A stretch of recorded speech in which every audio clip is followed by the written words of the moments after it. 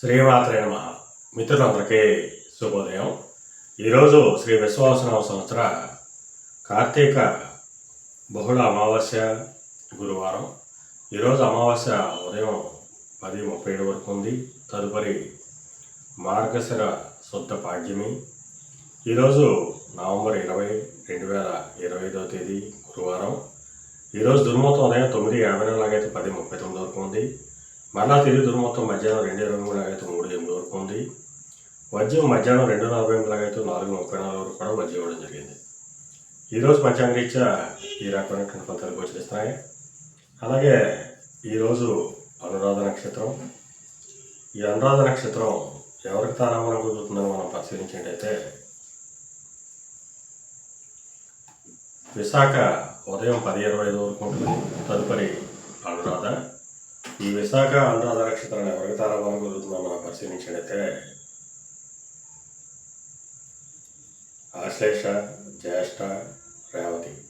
ఈ నక్షత్రంలో జన్మించినటువంటి మన మిత్రులందరికీ కూడా ఈరోజు నక్షత్రాలైనటువంటి విశాఖ, అనురాధ నక్షత్రాలు అనుకూలంగా ఉంటాయి. అందువల్ల ఇప్పుడు చెప్పుకున్నటువంటి నక్షత్ర జాతకులందరికీ ఈరోజు శుభకరంగా ఉండే అవకాశం ఉంది.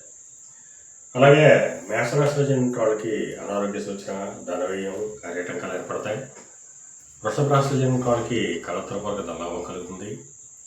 మిథున రాశిలో చెందిన వాళ్ళకి శత్రుభయం కలుగుతుంది. కర్కాటక రాశిలో చెందిన వాళ్ళకి సంతానానికి సంబంధించిన శుభవార్తలు వింటారు. సింహరాశిలో చెందిన వాళ్ళకి ఆకస్మిక ప్రయాణాలు చేయాల్సిన అవసరం ఉంటుంది. కన్యా రాశిలో చెందిన వాళ్ళకి పరాక్రమవంతమైన ఆదాయాలు ఏర్పడతాయి.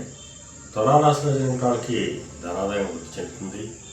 వృశ్చిక రాశిలో చెందిన వాళ్ళకి ఆరోగ్యం, కార్యం కలుగుతుంది. ధనురాశిలో చెందిన వాళ్ళకి అనారోగ్య సూచన, ధనవ్యయం, కార్యటంకాలు ఏర్పడతాయి. మకర రాశిలో చెందిన వాళ్ళకి చేసేటువంటి వ్యాపారాలు లాభసాటిగా సాగుతాయి. కుంభరాశిలో చెందిన వాళ్ళకి ఉద్యోగ అవకాశాలు పెరుగుతాయి. మేన రాశిలో చెందిన వాళ్ళకి పితృరాజ్యానికి సంబంధించిన శుభవార్తలు ఉంటారు. ఈరోజు ద్వాదశ రాశి యొక్క ఫలితాలు ఈ రకంగా తెలియడం జరిగింది. అలాగే ఈరోజు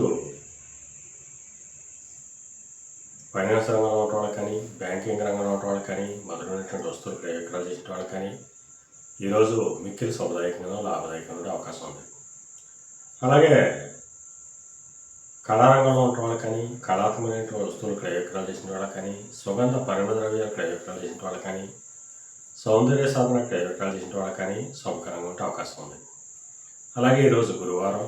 అందువలన ఆ పరమేశ్వరుడిని చెరుకరసంతో అభిషేకించినట్టయితే సర్వశుభాలు కలుగుతాయని చెప్పి శాస్త్రీయ తెలియజేయడం జరుగుతుంది. అలాగే మరణానికి శుభోదయం కార్యక్రమంలో మరిన్ని విషయాలు తెలుసుకుందాం. అంతవరకు మన మిత్రులందరికీ మరొకసారి శుభోదయం. ఇట్లు మీ పెదబాబు సిద్ధాంతి గోదావరి.